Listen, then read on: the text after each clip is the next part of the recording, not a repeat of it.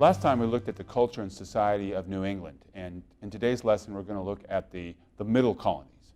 The middle colonies include the colonies and later states of New York, Pennsylvania, Delaware, and New Jersey. These middle colonies shared a certain number of common characteristics, both economically and socially, with New England. But what distinguishes the middle colonies from the other colonies was the diversity of ethnicity and cultures and religions that we see in the middle colonies as it was settled from immigrants from across northern and western Europe. In fact, much of this area of the middle colonies was originally colonized by the Dutch and the Swedes and was only acquired by the English after 1664. So we're going to begin by looking at the foundation of the colony of New York. Now the Dutch from the Netherlands, they were the ones who first claimed what is today New York when they explored the Hudson River Valley. Henry Hudson was an Englishman in 1610, but he was under the pay of the Dutch East India Company and looking for a northwest passage, a direct sea route through the Western Hemisphere to the riches of the Far East. Now he did not discover a northwest passage, but he did find that the area was rich in furs. Now in 1621, a group of investors in the Netherlands formed the Dutch West Indies Company, and this Dutch West Indies Company had the ability to establish colonies across the Western Hemisphere. Now in 1624, the Dutch West Indies Company established a fort, Fort Orange, in what is today Albany, which is located along the Hudson River. And initially the purpose of the colony was to trade with the local Indians for furs, which were in demand in Europe. In 1626, the governor of the colony, now the whole area became known as the New Netherlands. Now in 1626, the governor of the New Netherlands was a man by the name of Peter Minuit. And in 1626, he founded a town on Manhattan Island. The town was built to surround a fort that had been built in the previous year. And the purpose of the town and the fort was to guard the Hudson River, the entrance into the Hudson River from any foreign competition or from any foreign attack.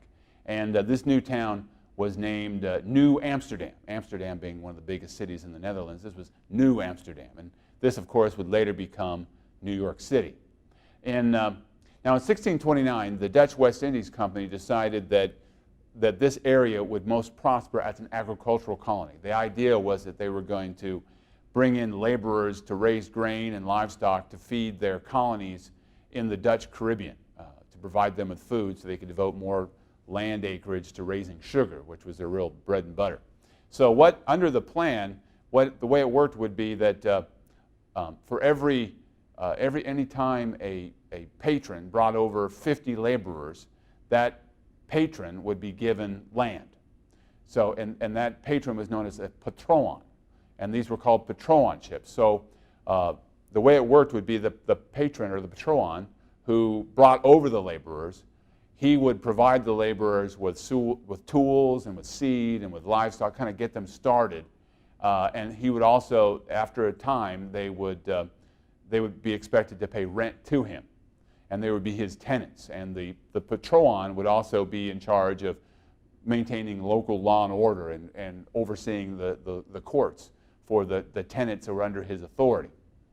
And oftentimes, to lure tenants in, patrons would often promise them land. They would say, well, if you come and work on my estate, eventually I'll help you get started on acquiring property of your own.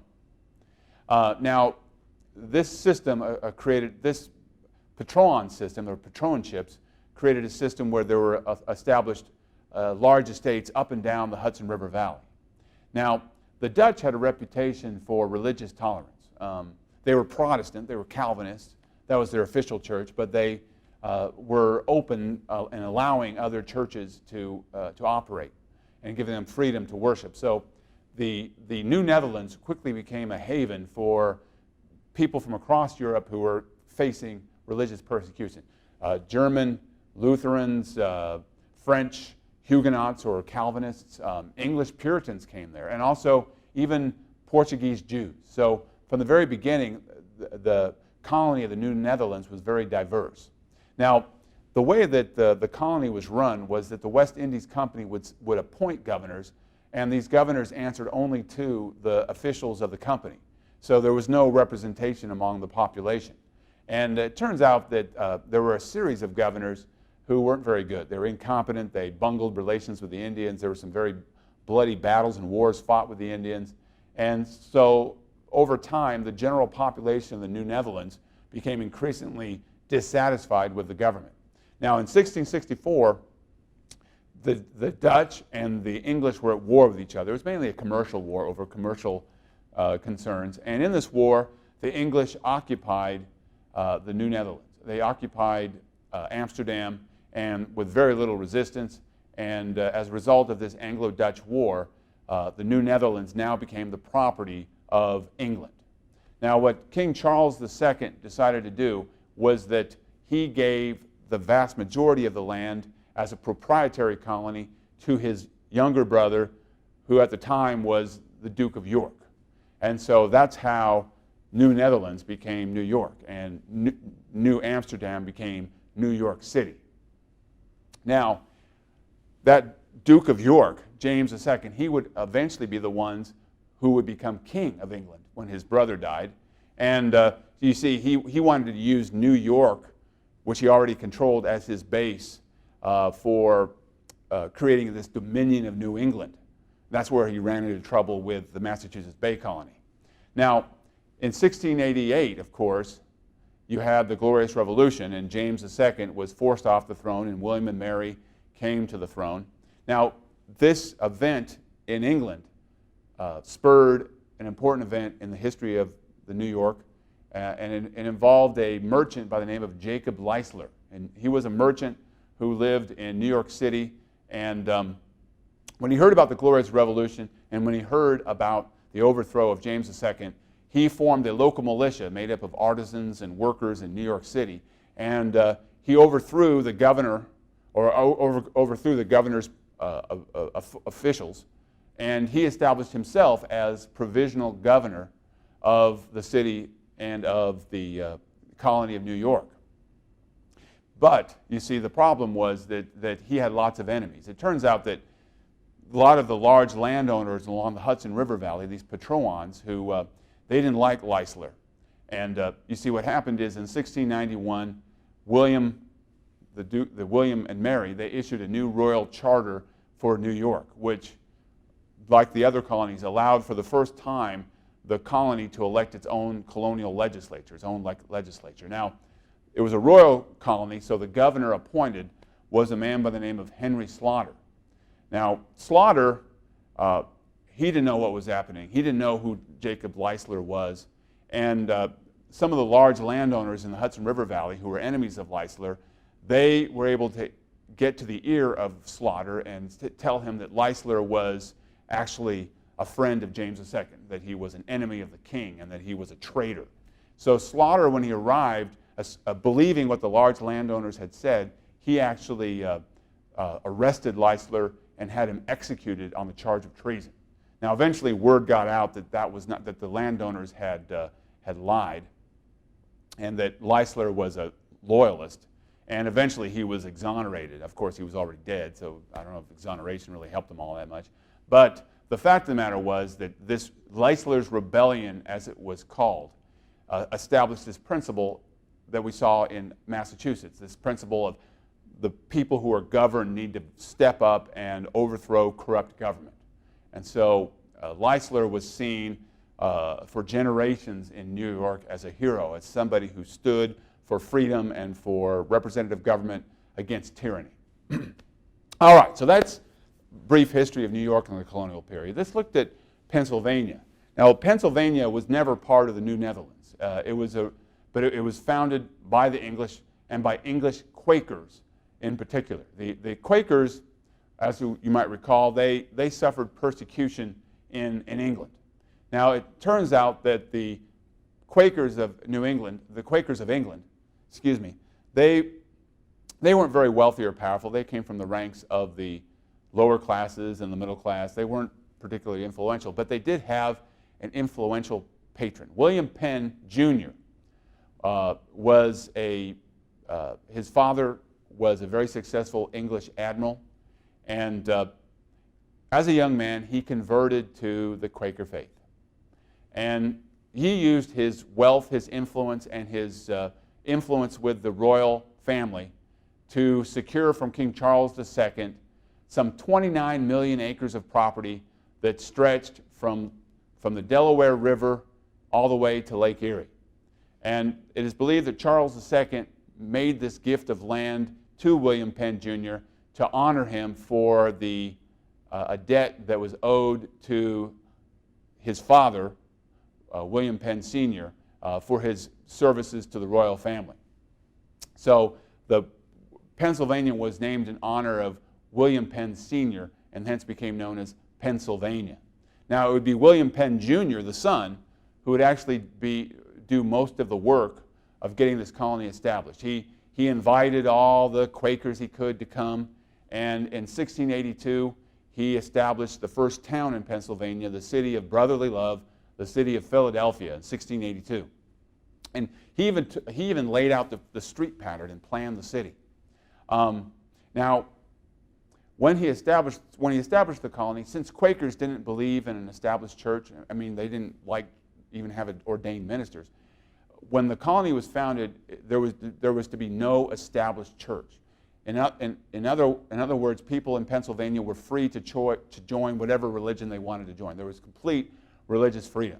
So there were large numbers of Quakers there, but also William Penn actually recruited large numbers of other groups of people, a lot of Germans. There were German Pietists, there were German Lutherans, there were German Calvinists, so German Mennonites.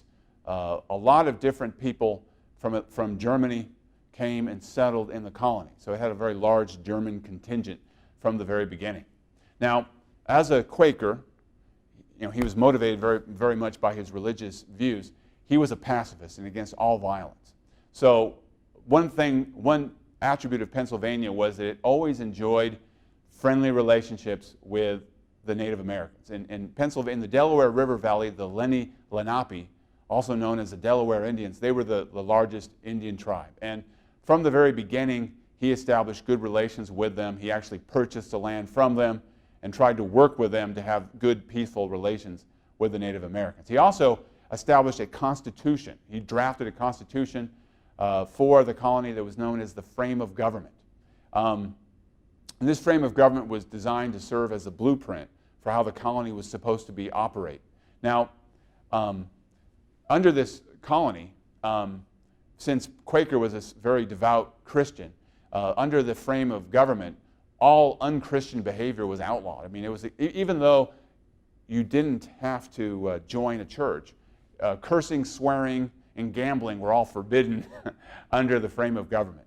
He also was a big believer in Republican government, in representative government. So he set up a system where basically all adult males could vote. I mean, you didn't necessarily even have to own property. He set up a one-body assembly of 500 men who would be elected by all adult males.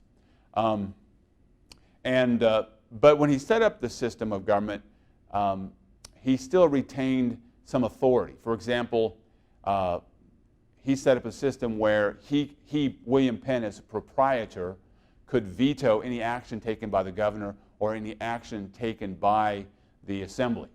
And also, under his original plan, the assembly could not initiate any new legislation. All they could do was approve or disapprove motions presented to them by William Penn. So he was very nervous about giving full freedom to his colony. Now, it turns out that a lot of the colonists were unhappy with the original frame of government. And they pestered him and wrote petitions. And eventually, he issued a new frame of government in 1701, where he was very gracious, where he basically gave the assembly, the 500-man assembly, the authority to initiate legislation. And he also voluntarily took away the power to veto.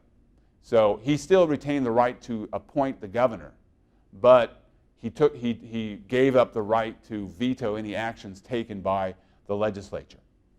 So that was Pennsylvania. Now let's talk about another colony, another middle colony, Delaware. Now Delaware was originally called New Sweden. It was actually first settled by the Swedes. Makes sense? And the first settlement by the Swedes was Fort Christina. Christina was the queen of Sweden at the time. And now this first settler, interesting enough, the first settlers at Fort Christina were actually not ethnic Swedes. They were actually Finns.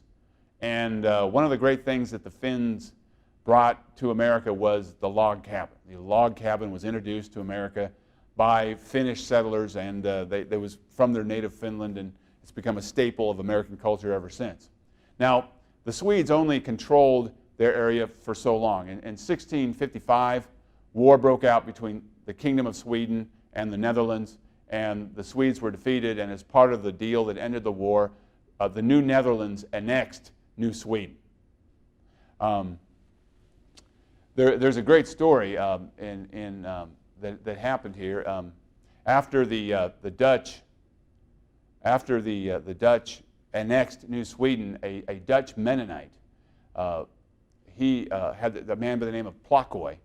He had actually had plans to establish a new colony in Delaware that was based on this idea of communism.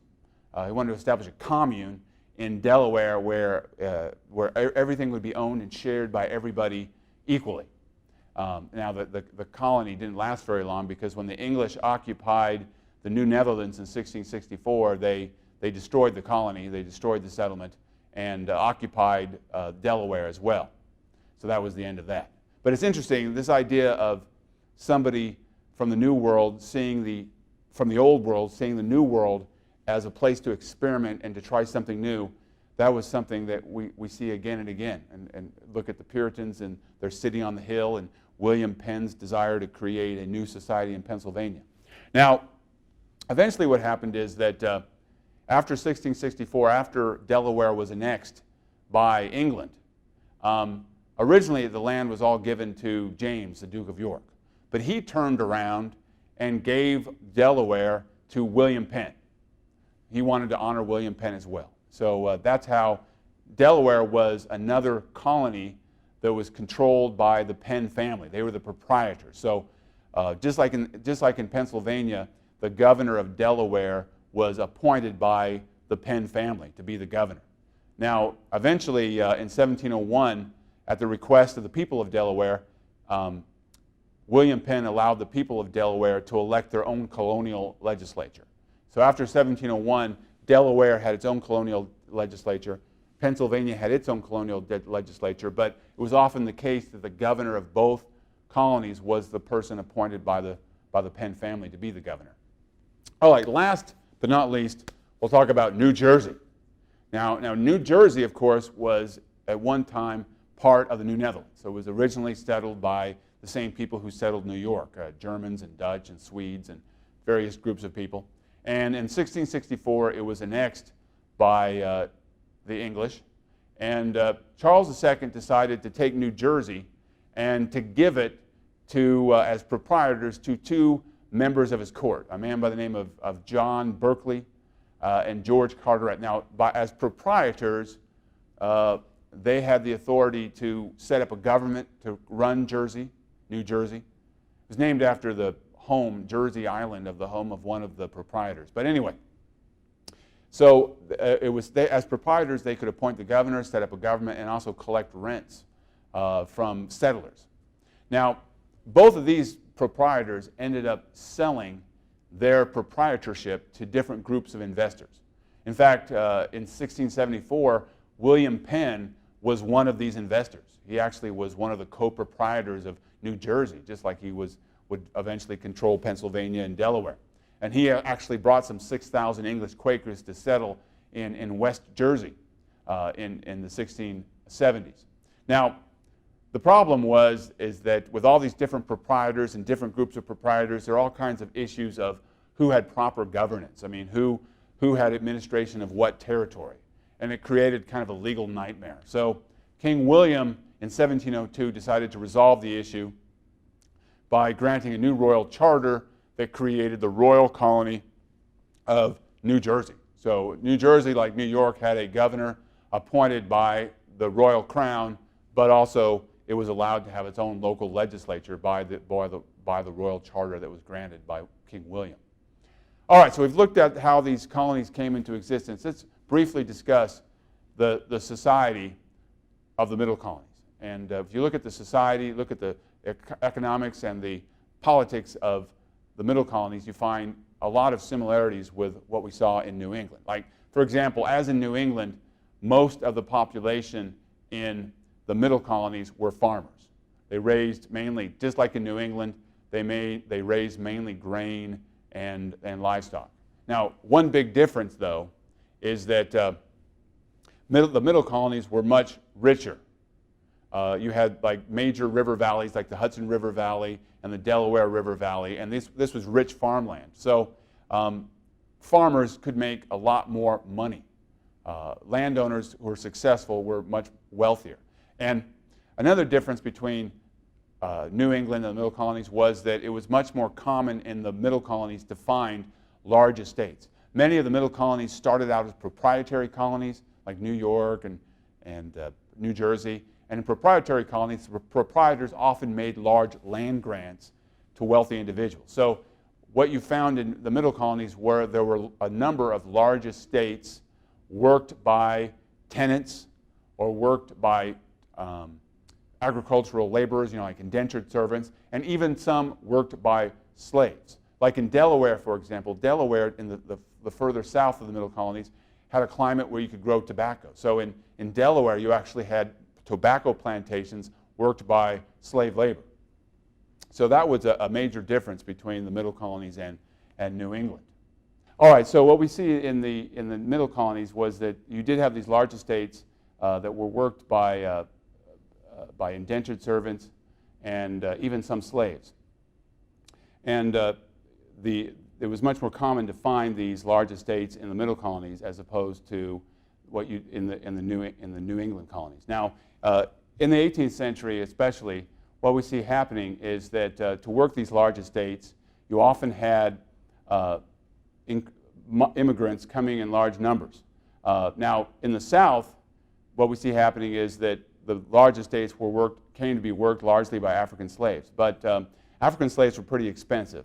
So in the middle colonies, these large estates were usually operated or worked by indentured servants. So what we see is a continuous flow of indentured servants, many of them from Scotland and from Northern Ireland, the Scotch-Irish, a lot of them being Germans. And there was this continual flow of indentured servants coming to work on these estates in the middle colonies. So they made up the most, and the most of the forced labor was done by indentured servants. And throughout the middle colonies, African slaves only comprised, on average, only about 5% of the agricultural workforce.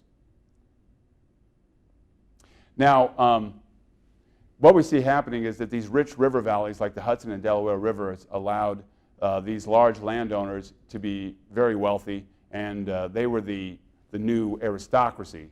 But also what we see is that merchants could make a lot of money. The triangle trade not only allowed merchants in New England to be wealthy, but it allowed merchants in cities like Philadelphia and New York City to make money as well. So there emerged in the middle colonies, in addition to the landed aristocracy, these large landowners, there were also wealthy merchants from big towns, big cities like Philadelphia and New York City that were also became very influential. And in fact, Philadelphia, by the mid-18th century, was the second largest city in the English-speaking world, second only to London. Now, it's important to remember that in the middle colonies, the vast majority of people who settled in these areas were commoners. And most of the people who lived in the middle colonies were small farmers. So you had a situation just like you did in New England, where the vast majority of people were able to start farms and to establish themselves as family farmers in the middle colonies. The only difference being